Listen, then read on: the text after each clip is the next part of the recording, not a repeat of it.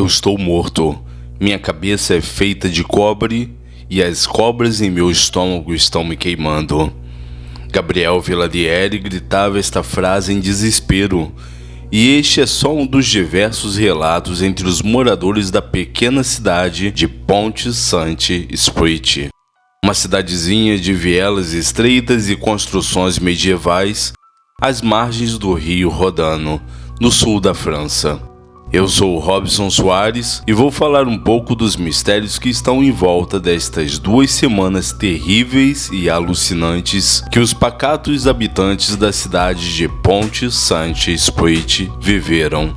Mas antes eu já peço para seguirem o canal nas redes sociais, os links estão na descrição deste vídeo. Aproveite também para se inscrever e ativar as notificações. Nunca foi esclarecido o porquê, mas por 2 semanas, habitantes de Pont-Saint-Esprit, na França, sofreram alucinações como se tivessem tomado LSD. O caso ocorreu em 1951 e, pelo que se sabe, o surto de alucinações e convulsões começou numa quarta-feira, dia 15 de agosto. E para maior espanto e mistério, da mesma forma que surpreendentemente este surto começou, assim também ele terminou.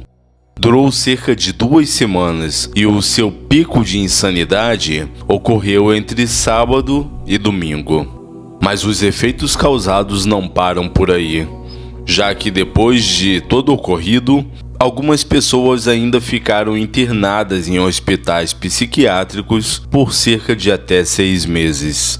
Pont-Saint-Esprit atualmente conta com uma população de cerca de um pouco mais de 10.000 habitantes. Naquela época, este número era muito menor. Contava com uma média de 4.500 moradores. Destes, centenas sofreram formigamento nas extremidades, insônia severa, febre, dores de cabeça e problemas psicológicos. Muitos tiveram de ser contidos com camisa de força e houveram mortes por convulsão, infarto e diversos suicídios. A pergunta que não quer cessar é o que teria levado o pacato vilarejo de Pont-Saint-Esprit à loucura naqueles dias de verão. Até hoje não se sabe ao certo, mas suspeitos não faltam, já que durante o fato ocorrido os moradores diziam que era tudo um complô dos judeus. Outros diziam que tinha sido os ciganos ou até mesmo a maçonaria. No entanto, existem algumas hipóteses mais relevantes. Uma teoria seria a que ficou conhecida como o Mal dos Ardentes, e este veio devido ao pão. Isso mesmo, na verdade foi o que a polícia culpou primeiro, o pão, e por isso apelidou o incidente de pão maldito. Mas não era um problema inédito, já que em outras ocasiões da história, o esporão, que é um fungo presente no trigo e no centeio, já havia provocado surtos de histeria.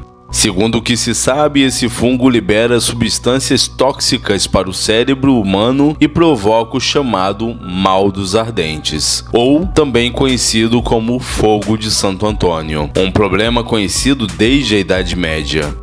Havia 3 médicos locais discutindo sobre os sintomas sem chegar a qualquer conclusão, mas a polícia local tinha tanta certeza que era um caso de ergotismo, que é a doença provocada pelo tal fungo, que chegou a prender Hot Bryant, o padeiro mais respeitado da vila. 2 meses depois ele foi solto, pois não havia nenhuma prova contra ele.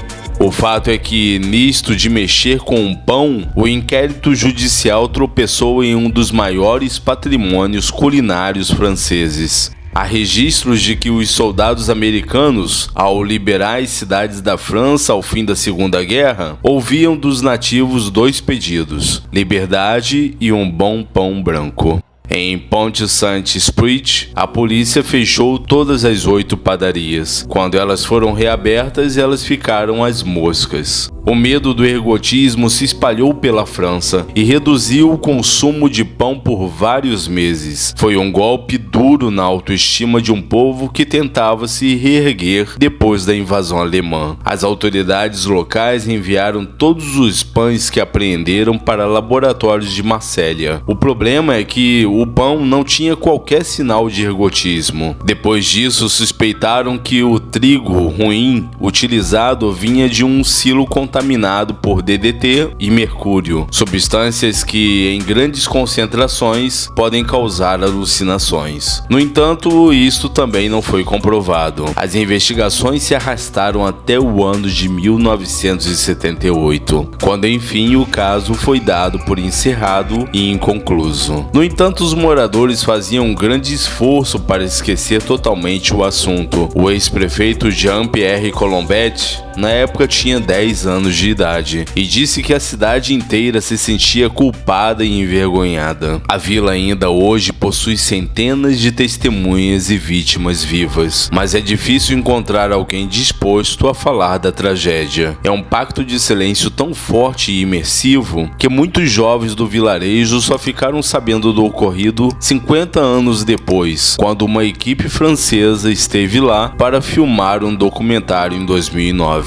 Na época, um dos poucos que resolveram se pronunciar a respeito foi Léon Amunier, de 80 anos. Ele disse que preferiria morrer a ter que passar por aquilo novamente. Uma outra teoria que surgiu recentemente envolve uma droga que era bem pouco conhecida na época e a CIA, a Central de Inteligência Americana. Aquele clima era muito propício para experimentações secretas. A CIA investigava os efeitos de um alucinógeno criado em laboratório pelo químico Albert Hofmann, o LSD. Segundo os arquivos da agência americana, essa e outras drogas faziam parte de um programa para tentar obter o controle mental do inimigo, e este programa era liderado então pelo cientista Frank Olson. Eles testavam alucinógenos em militares e civis, em geral presidiários, que aceitavam ser cobaias. Albarelli Jr., um jornalista na época, disse ter certeza absoluta de que o cientista Frank Olson havia liderado uma experiência com o apoio do laboratório de Albert Hofmann na Suíça, de uso de alucinógenos em população inteira. O curioso é que o tal químico Albert Hofmann esteve na pequena cidade em setembro, poucos dias após o fim do surto. Mas como a tal droga teria chegado à população? O jornalista disse que poderia ter sido lançada no ar com o uso de aerosol ou até mesmo ser inserida na comida. E aí, nesse caso, o pão poderia voltar a ser o principal suspeito. O tal cientista Frank Olson, que era um respeitado biólogo na época, teria feito comentários a respeito do teste feito em Pont-Saint-Esprit. Em 1953, ele caiu do 13º andar de um hotel em Nova York e morreu. A versão oficial é que ele suicidou, mas um detalhe importante é que as janelas do quarto estavam fechadas assim que a polícia chegou ao local. Em 1975 foi aberto um inquérito para averiguar o caso. No entanto, o presidente americano Gerald Ford ofereceu uma indenização de $750 mil para a família do cientista. Um jornalista disse que Olson foi assassinado a mando da CIA por vazar informações sobre a experiência mal sucedida na França. Ele ainda diz que encontrou documentos do FBI que revelavam planos para realizar um experimento parecido no metrô de Nova York. Alguns terríveis relatos sobre as experiências traumáticas que os moradores tiveram incluem: de 4 e latindo como um cachorro, um homem de meia idade saiu à rua completamente nu. Também a céu aberto, uma mulher gritava desesperadamente que seu corpo estava pegando fogo. E o operário, Gabriel Veladieri, dizia: "Não aguento mais as serpentes no meu estômago." Um garoto de 11 anos, Charles Grandjean, achou que sua mãe havia se transformado em um bicho e tentou estrangulá-la. O tabelião Pommier sentou-se na sala de estar com uma espingarda e avisava: se os monstros entrarem, eu atiro. Um senhor começou a cantar uma ópera sozinho em seu quarto, dizendo que estava diante de uma orquestra com 30 músicos. E houve mais. Uma criança dizia para a mãe que era perseguida por tigres e via sangue escorrendo pelas paredes. Uma dona de casa, desesperada, garantia que os filhos haviam sido esquartejados para virar linguiça. No entanto, as crianças vivas estavam ali ao seu redor e observavam a cena. No hospital da vila, os pacientes se debatiam violentamente na cama, alegando que flores vermelhas cresciam em seu corpo ou que seu coração estava pendurado do lado de fora. Um jovem pulou do terceiro andar do hospital dizendo aos gritos: "Eu sou um avião", e então quebrou as duas pernas. O que é mais surpreendente é que ele continuou correndo. 2 semanas após os incidentes, o ex-prefeito Albert Hebrard disse o seguinte à revista Time: "Eu vi homens e mulheres saudáveis subitamente ficarem aterrorizados, escondendo-se pelos cantos para fugir de alucinações." Mas, diante disso tudo, o que sobra então? Um verdadeiro enigma, onde uma cidade inteira ficou traumatizada pelos 15 dias em que parte considerável de seus vizinhos e familiares ficou temporariamente maluca.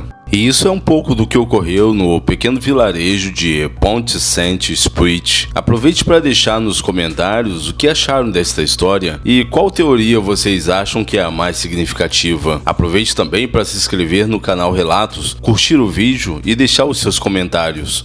Acompanhe também nas redes sociais, pois sempre notificaremos de novos vídeos. Os links estão na descrição.